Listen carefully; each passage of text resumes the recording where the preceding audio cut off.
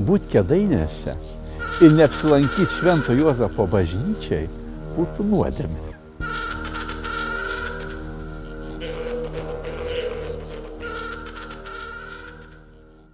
Būt Kėdainiuose ir neapsilankyti Švento Juozapo bažnyčiai būtų nuodėmė. Tikrai, mes matom liaudišką baroką, išsilaikiusi labai geram lygmenyje, apie išsilaikymą šnekėsim vėliau, ir visą medinės bažnytėlės kompleksą, ne tik tai šitą dvibokštę bažnyčią, bet ir varpinę ir aptvertą tvorą su medinėm skulptūrom, kurios, kaip kad vargonai, savaip groja muziką, kuri ir medinė, o kartu ir dieviška. Noriu pasakyti, kad visas šitas kompleksas padarytas neseniai, galbūt apjungtas neseniai, architekto Dariaus Jozėno. Pagal jo projektą vyko šitas rekonstrukcija jau dabartiniais nepriklausomybės metais. Reikia dar paminėti, kad nuo 1963 metų iki 1991 metų jin buvo visai uždaryta. Čia buvo kaip ir sandėlys, kai čia buvo ūkinis pastatas. Bet apie istoriją reikia pradėti nuo kitos pusės. Einam. Žiūrint į dvibokštį fasadą, noriu atskirai pasižiūrėti į bonės. Bonios tai yra taip bokštelio, tie barokiniai įlinkimai, tie architektūrinis, skulptūrinis sprendinys, kuris suteikia tą nepakartojamą kiekvienai bažnytėlei savo vaizdą. Dar sykį pasikartosiu, kad tai girdi tautodailės darbas. Tačiau pasižiūrėkit paveiksliuką. Matot, Galaunės piešta, profesorius Galaunės, vieno iš mūsų žymiausių menotyrininkų, kraštotyrininkų. Paveiksliukas pieštas prieš Antrą pasaulinį karą. Matot, liktai šitų bonių ten nėra. Jie atsirado vėliau. Bet taip yra įrišti aplinką, kad malonu dabar matyti. Ir ne tik matyti. Norisi apsidairyti.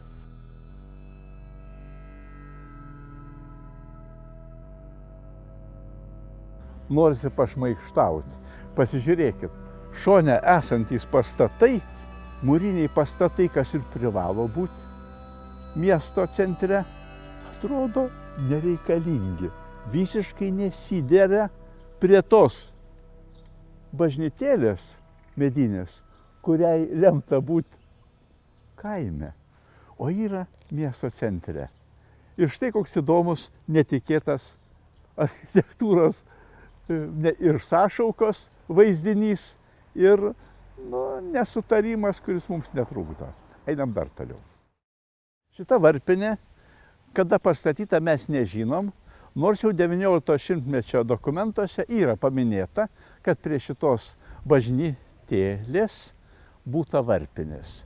Galima pafilosofuoti, kad netgi šitoj tradicinėje medžio architektūroje, tuose dviejuose aukštuose, galima atsekti, aš kalbu lyriškai, kažkada tai medinių pilių statymo logiką. Bet šitą logiką palikim kitam kartui. Man tiesiog miela parodyti, kad spalviniu sprendimu, apdaila ir struktūra šitas kompleksas šneka už save.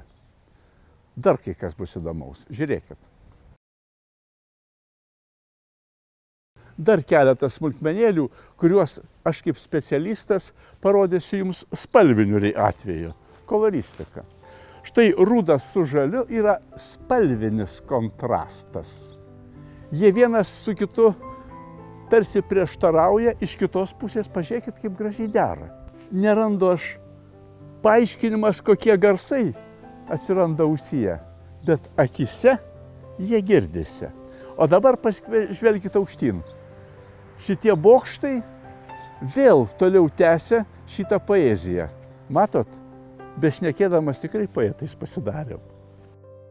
Žiūrint iš klebonijos pusės, dar sykį norisi prisiminti ir galaunės piešinuką.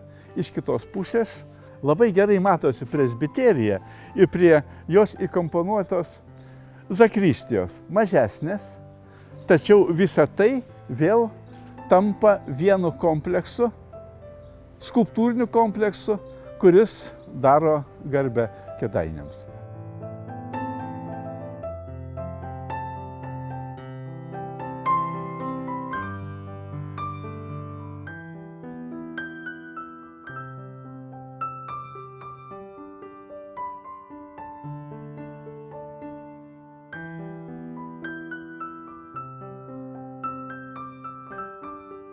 Paprastai bažnyčioj pradam šnekėti nuo plano. Žinoma, mums tas nėra labai svarbu, bet reikėtų paminėti, kad tai yra kryžiaus formos planas, lotyniško kryžiaus formos planas ir pati bažnyčia, kaip matot, yra trinavė. Bet atkreipkim dėmesį, ant kiek lauke yra dominuojanti ruda spalva, tamsi, čiagi priešingai. Viskas išspręsta šviesių spalvų gamoje ir ne tik šviesių. Jūs pasižiūrėkit, kokia gudrybė architekto Dariaus. Galvoje mums daro labai gerą įspūdį, kada baltas fonas ir aukso piešinys, skulptūrėlės. O kaip atrodo Vatikano vėliava? Baltas su geltonu, sidabras su auksu. Heraldikoje tokie dalykai nenaudojami. O architektūroje, pasižiūrėkit, panaudota. Ir vėl tai savotiškas, nenoriu sakyti atradimas, bet tai vėl savitumas, kurį žmonės širdutėmis pajunta be tokių garsių žodžių ir tokios išmintingos kalbos, kurią jūs dabar girdite iš mano lūpų. Žiūrėkit, dar ką įdomaus parodys. Ir štai interjere stovėdami labai gerai matom, kad dekoro kaip tokio beveik nėra ant sienų, tačiau pati altorių išorė šneka, kad kiekvienas iš tų altorių yra karališka asmenybė. Labai gerai jaučiasi vis tik tai vėlyvasis barokas. Taip, netgi ir tame dažyme, ir auksavime, dažymas irgi jau gyvenimo trupučiuką paliestas. Bet kaip ne kaip, jauti ne tiek namų, kiek kažkokį tai, karalystės iliuziją, kur reikia elgtis pagal visas etiketo taisyklės iš vienos pusės, o per ilgesnį laiką pagyvenus, vėl matai, kad tai yra ne tik Dievo, bet ir tavo namai. 1766 metais mes žinome, kai kada pasikartosiu kelius kartus, buvo šita bažnyčia užbaigta, pašventinta ir garbė šitą pastato, kuriems tai buvo vienuoliams karmelitams. Švento Juozapo vardu ji buvo pavadinta, pakrikštyta ir, kaip matot, dekore tapybos, netgi kalinėtame dekore, labai gražiai parinktas sąšauka tiek jo rūbų, trupučiuką kitas atspalvis, tiek aplinkui blizgančių auksinių elementų. Ir būtent šitas kompleksas labai yra harmoningas. Ir dar pasakysiu įdomų dalyką. Man teko paskaityti, bet nesuprasti, kodėl tiek daug yra estai apie tai rašę. O man lietuviškos literatūros labai mažai. Vėl įdomus dalykas. Kaimynai atvažiavę pastebi dažnai to, ko mes ne visada matom. Tačiau dar kai ką parodysiu. Kairiojo altoriuko, matot, vaikams yra kampelis ir žiūrint į šituos elementus, galima irgi pastebėti tam tikrą ūkinį dėsningumą. jog senoji dekoro liekana reljefai yra išlikę istoriški, gi dabartinė restauruotoji dalis paauksuota. Ir būtent tas ir sudaro tą pirmąjį įspūdį apsilankius šitoje šventovėje. Ir galbūt pasikartosiu, kad kartu su karmelitais šitie piešiniai, kartu su kalinėta skarda, yra išlikę iš anų laikų. Ir man kaip gražu, kad vėl sąšaukama tai ir su Aušros Dievo motina, ir su kitom bažnytėlėm, kuris šitą tradiciją paskleidė po visą mano lietuvėlę. Sėdint klaupkose ateina į galvą tokia mintis, ne tiek architektūrinis, kada kuriais metais čia gamintas šitas baldas, bet kad visais laikais Kėdainiuose būdavo ir įvairių tikybų procesai susiję vienas su kitu, kaip kad ir tautybių problemos. Čia gyveno didelė žydų dalis, šalia buvus liauda gamino lenkuojančius žmonės, buvo žinoma ir mūsų lietuviškasis pradas, kuris taip pat vibravo ir istorijoje yra davęs vieną, kitą, antrą, 10, 100 ar 100 Lietuvos patriotą. Čia ir rusai savo cerkvę statė, čia ir Ir tokį įdomų dalyką prisiminiau, kad pasirodo iki 1928 metų čia buvo mišios ir maldos įvairios atliekamos lenkų kalba. Ir nepriklausomybę atgavus, tik už 10 metų čia maldos ir apeigos buvo pradėtos vykti lietuvių kalba. Žinoma, ta kalba, kurią ir mes vienas su kitu bendraujam. Taip, kad mūsų istorija vėl dažnai už mus šneka ir protingai, ir išmintingai. Kada reikia, liepia patylėti ir nešnekėti, ko nereikia. Nešnekėti apie tapybą, matant Kristaus kančių tradicinį kelią, būtų keistoka.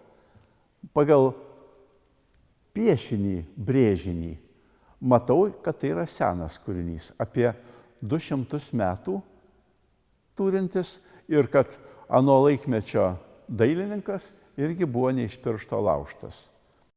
O dabar atsitiktinai matom dabartinių dailininkų kūriniukus, religinę tematiką ar kažkokią kitą tematiką, kuri eksponuojama šitoj bažnyčiai.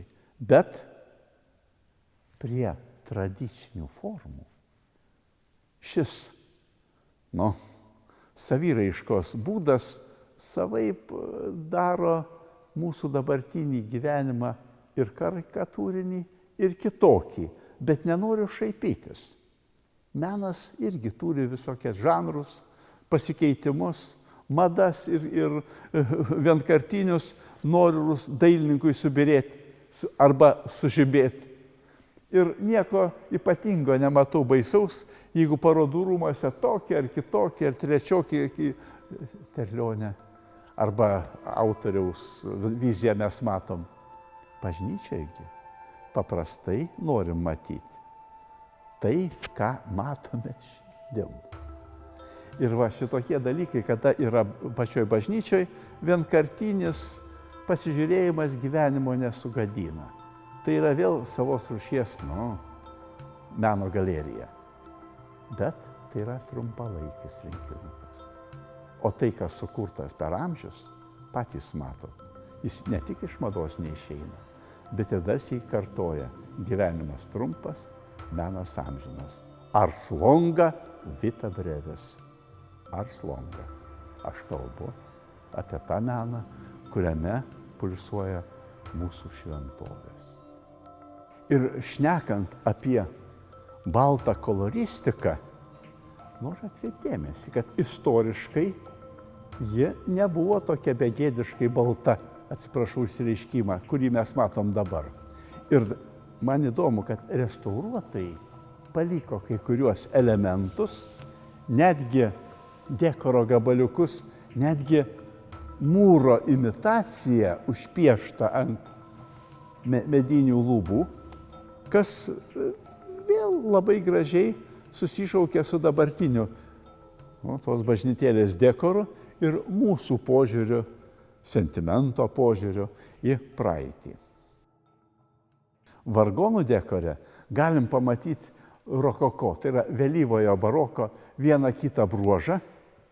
Nieko čia stebuklingo nėra, bet noriu parodyti kitą pusiau stebuklingą daiktą.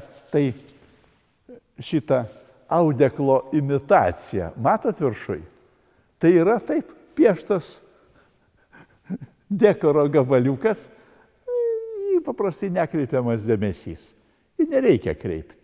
Bet tai yra vėl logika, pagal kurią buvo kūriamas anais laikais bažnyčios įvaizdis ir kuris mums dabar gyvenimo netrukdo. O dabar nustatykim rimtus veidus. Štai matom tapybos kūrinėlį iš 1800 pradžios arba 1700 pabaigos. Kristus neša kryžių. Aplinkui, kaip matot, minia, veidai, fotografija. O dabar pažiūrėkit 21 amžiaus kūrinėlį, visi einam kartu, kuris vaizduoja tą patį fragmentą. Ar reikia man komentuoti? Ar nekomentuoja jūsų širdys, tik ką matė aną ir šitą kūrinį? Štai kaip keičiasi ir mūsų dvasinė struktūra. Ir jeigu anksčiau buvo svarbu parodyti tą vibraciją, kuri ateina mums su religija, čia daugiau autoriui norisi parodyti save. Epocha šneka. Galima šaipytis, bet galima nesišaipyti. Ir štai prie dešinio altoriaus sustoja.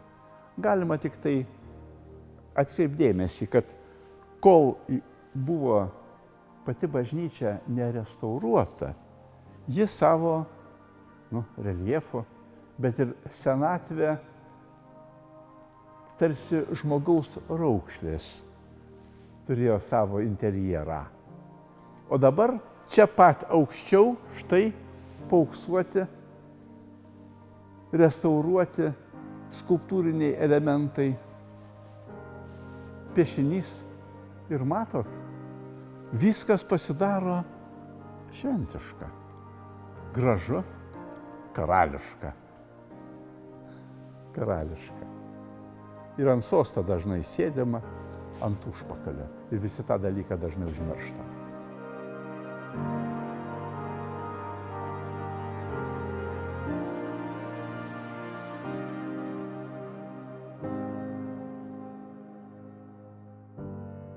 O dabar mes stovim neatsitiktiniai vietoj. Einam į kleboniją ir pasižiūrėkim, yra išlikę nuotraukų, tarybiniais laikais toj vietoj buvo sandėlys, kur buvo laikoma elektronika, kurią slaptai gamino slaptas fabrikėlis esantis Kėdainiuose. Ir pasižiūrėkit, kaip įdomu. Matot, čia stovi ir sunkvežimis, čia ir šiukšlynai, čia ir visokie kiti galai. Tai buvo anas laikmetis, tai yra mūsų jaunystė, kada ir dangus buvo gražesnis, ir mergaitės švaresnės, ir košionės tos pačios.